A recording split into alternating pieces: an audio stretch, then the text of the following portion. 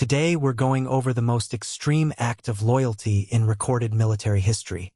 In December 1944, a 22-year-old Japanese intelligence officer was dropped onto a small island in the Philippines with a simple mission: conduct guerrilla warfare, disrupt the enemy, and wait for Japan to come back for him. Japan never came back. Not in the way he expected. Japan surrendered in August 1945. The Second World War ended. Soldiers came home. Countries rebuilt. Decades passed. The world moved on. He didn't. For 29 years and 3 months, Hiroo Onoda lived in the jungle on Lubang Island, fighting a war that had ended before some of his enemies were born. He raided villages, ambushed patrols, and killed people because his orders told him to fight, and no one with the authority to tell him otherwise ever showed up to say stop. He wasn't crazy. He wasn't hiding. He genuinely believed he was still at war. And in some ways, that is the most unsettling part of this story. To understand how this happens, you need to understand who Onoda was before any of this started. Hiroo Onoda is born on March 19, 1922, in Kamekawa, a small town in Wakayama Prefecture, in central Japan.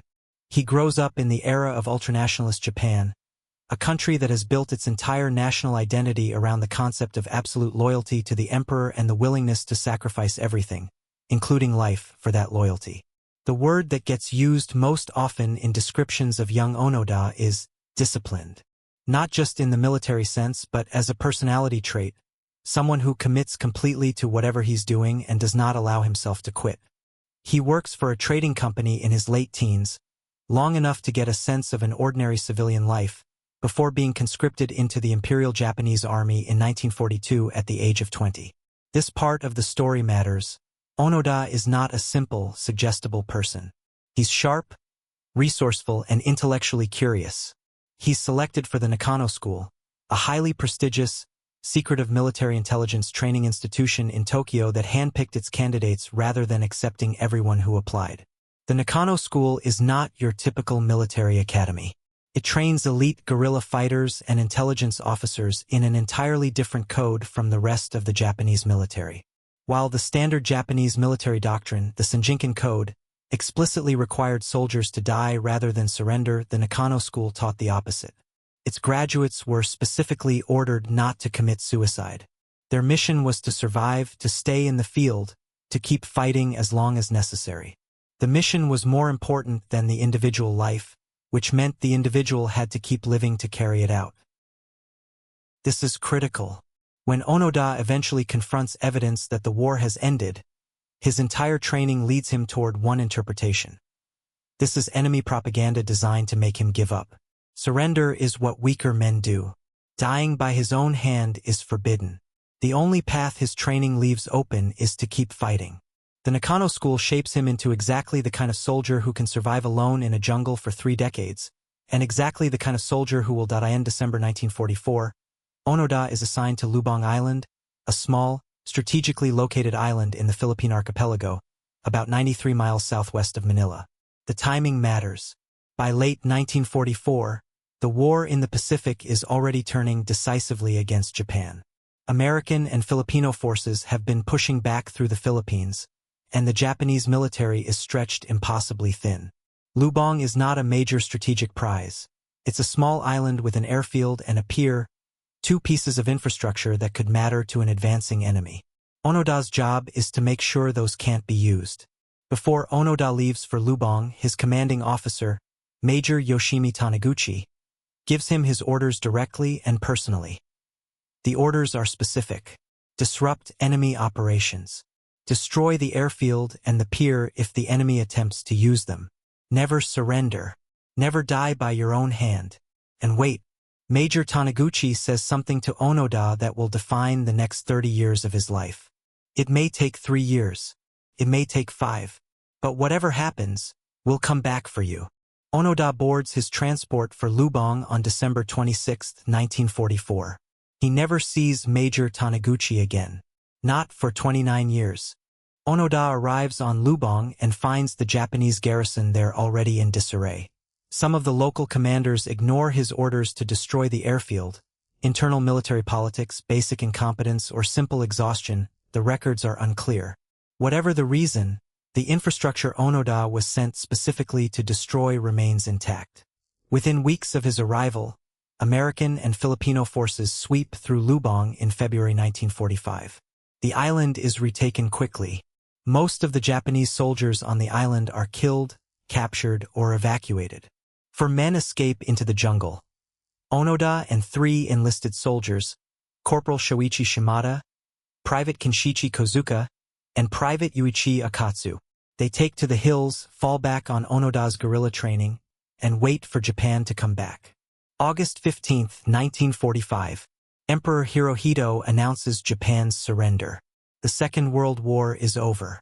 On Lubang Island, 4 men in the jungle have no radio, no reliable communication with the outside world, and no one with the authority to tell them what has happened. What they have is their training, their orders, and a deep-seated belief that an empire does not simply give up. Leaflets start appearing in the jungle almost immediately. American planes drop them. Filipino search parties leave them pinned to trees.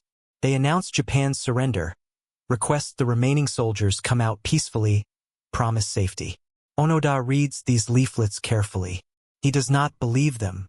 Here is where the story becomes genuinely complicated, and where it's worth slowing down and taking Onoda's logic seriously rather than dismissing it. From the perspective of a man trained specifically in counterintelligence and propaganda, these leaflets look exactly like what an enemy would produce to demoralize isolated holdouts. The Nakano school had trained him to identify and resist exactly this kind of psychological operation. Of course, the enemy would claim the war was over. That's the most effective possible way to get isolated soldiers to give up without a fight. More importantly, Onoda was trained to trust exactly one source of authority: his own commanding officers, through the proper chain of command. And his commanding officer had told him, personally, that Japan would come back for him. Until someone with proper authority relieved him of his orders, he was still on duty. A leaflet dropped by an airplane, possibly by the very enemy he was fighting, was not that authority. This is the terrible clockwork logic that keeps Onoda in the jungle for 30 years. His training had not just prepared him to survive under these conditions. It had specifically prepared him not to be deceived by exactly the signals that were now being sent to him, in sincerity, by a world genuinely trying to tell him the truth. The 4 men settle into a rhythm of sorts. They live deep in the jungle, moving regularly to avoid detection, surviving on bananas, coconuts, and occasional raids on nearby farms and villages to steal rice and other supplies. These raids are not victimless. From very early on, the 4 soldiers' presence on Lubang creates a shadow of fear over the island's villages. They burn rice stores to prevent the enemy from using them. They attack patrols they interpret as enemy soldiers. People are killed. In 1950, Private Yuichi Akatsu, the youngest of the 4, makes a separate decision. He slips away from the group and surrenders to Filipino forces, eventually returning to Japan. For Onoda, this is not evidence that the war might be over. It is evidence that one of his men has cracked under the psychological pressure of enemy propaganda and been captured or defected. He mourns Akatsu as a casualty of the war in his own way, and keeps going. The remaining 3 soldiers, Onoda, Shimada, and Kozuka, continue. Over the following years, the Philippine and Japanese governments make increasingly elaborate attempts to convince the holdouts to come out. Former soldiers, family members, and officials travel to Lubang and call out into the jungle. In 1952, Onoda's own brother travels to the island and shouts his name through the trees. His parents record messages that are broadcast from airplanes. His former superior officers send signed letters asking him to surrender. Onoda hears these voices and interprets them as enemy tricks. The recordings don't sound quite right. The letters could be forged. His brother could be being coerced. Every attempt to reach him is filtered through a mind that has been trained, specifically and effectively, to resist exactly this kind of approach. In 1954, Corporal Shimada is killed in a firefight with a Filipino search party. Now there are 2. Onoda hears these voices and interprets them as enemy tricks.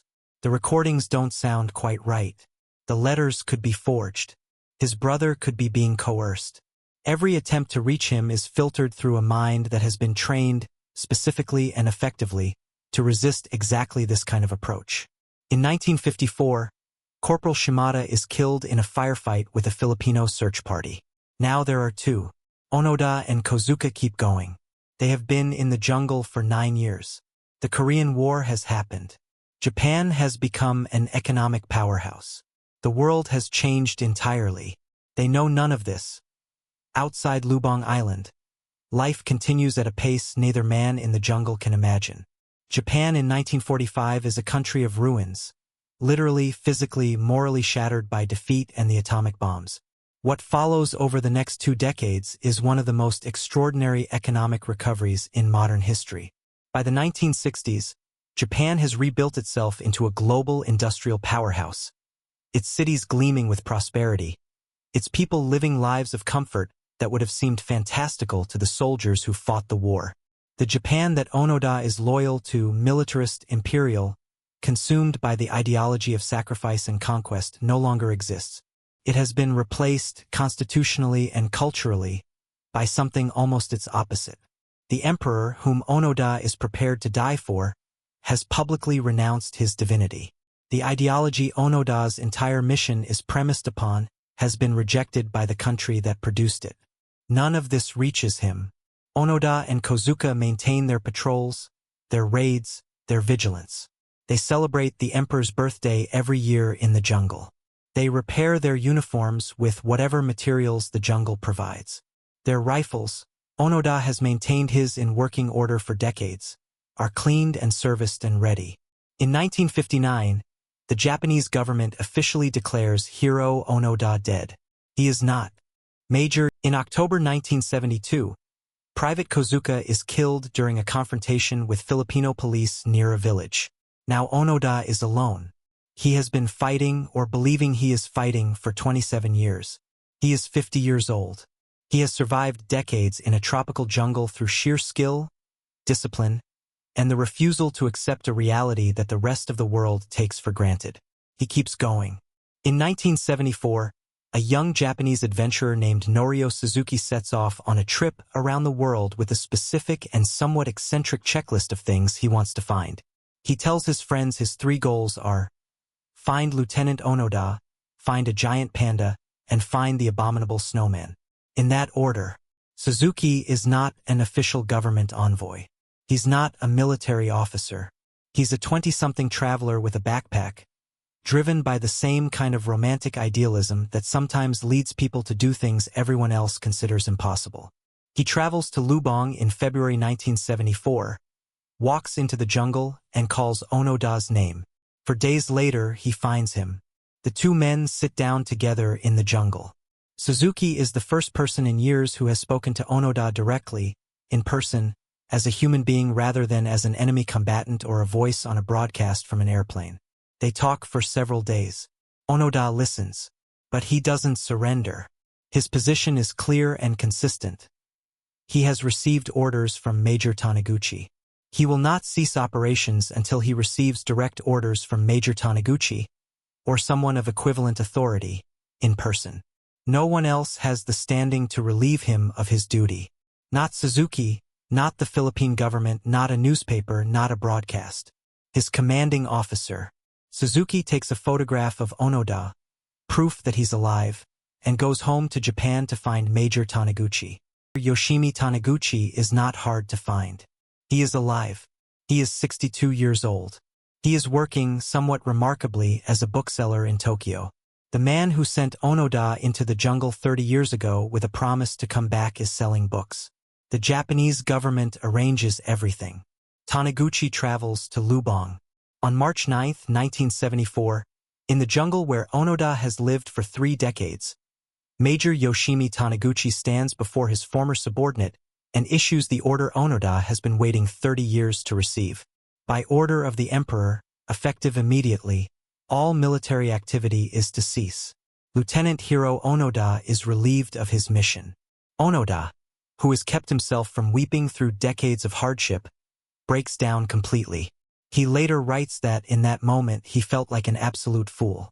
Not because he had kept fighting, he had done exactly what he was ordered to do, but because he understood, for the first time and all at once, the scale of what his loyalty had cost. The people who had died. The years that had passed. The country he had been faithful to, which had been transformed beyond recognition while he was in the jungle preserving a version of it that no longer existed anywhere except in his own mind. On March 10, 1974, Hiroo Onoda emerges from the jungle of Lubang Island. He is wearing his military uniform, tattered, repaired countless times with whatever material the jungle provided, but preserved. He is carrying his rifle, which is still functional after 30 years. He is carrying 500 rounds of ammunition, several hand grenades, and a dagger his mother had given him before his deployment, not as a memento, but as the means to kill himself if captured, which his training had told him never to use. He is 52 years old. He formally surrenders the following day, handing his sword to Philippine President Ferdinand Marcos in an official ceremony in Manila. He had killed approximately 30 civilians and wounded more during his time in the jungle. Marcos pardons him immediately, citing the extraordinary circumstances of his case. Onoda returns to Japan and is greeted by a crowd of 8,000 people. He is, by many measures, treated as a hero, which creates an immediate, uncomfortable problem because Onoda himself knows what he actually did in that jungle, and hero is not quite the right word for someone who killed civilians while fighting a war that had been over for 30 years. Japan's relationship with Onoda is complicated from the start. He is celebrated for his loyalty and his extraordinary survival. He is also, privately and publicly by some, held accountable for the deaths he caused. The Philippine families of the people killed during his 3 decades of jungle warfare do not receive the same front-page coverage as his heroic welcome. Onoda himself seems genuinely troubled by this. He donates the reward money he received to the Yasukuni shrine. He sells the cattle he receives as gifts and donates that money too. He cannot entirely square what he is being celebrated for with what he actually did. Within a year of his return to Japan, he leaves. He moves to Brazil, buys a farm, and raises cattle for the next decade, as far from the complicated cultural conversation about his legacy as he can physically get. He eventually returns to Japan in the 1980s and founds an outdoor survival school for young people, focused on building self-reliance and resilience. He writes his memoir, No Surrender, My 30-Year War, which presents his jungle years entirely as legitimate military operations. He lives a full public life as a speaker and author. Hiroo Onoda dies on January 16, 2014, at the age of 91, in a Tokyo hospital of pneumonia. Here is the question that Onoda's story leaves behind, and that no one has fully answered in the 50 years since he came out of the jungle. Was he loyal or was he mad? He followed his orders perfectly. He survived under conditions that would have broken almost anyone. He maintained his weapons, his uniform, his routines, and his mission for 30 years in a tropical jungle. By any measure of military discipline and personal commitment, his story is astonishing. He also killed people. Real people with families who were not his enemies. He burned rice that villages needed to survive. He operated inside a reality that bore no relationship to the actual world around him, and when confronted with evidence of this reality, repeatedly over decades, he rejected it because his training had made him unable to accept any authority except the one he was waiting for. The most honest answer might be this: Onoda was neither simply loyal nor simply mad. He was someone who had been given a set of values and a framework for understanding the world, and he applied that framework with absolute, unwavering consistency for 30 years. The framework itself was the problem, not the man. He was, in the end, the perfect soldier. And that is both the most impressive and the most horrifying thing about him. He had been shaped by training, by ideology, and by the specific orders he was given into someone who could not stop. Even when the war was over, even when the jungle was the only place left where the war still existed, even when the country he was fighting for had moved on without him half a world away, into a future he would never quite fully inhabit again. Some people call that loyalty. Some people call that madness. The honest answer is that they're the same thing, pushed far enough.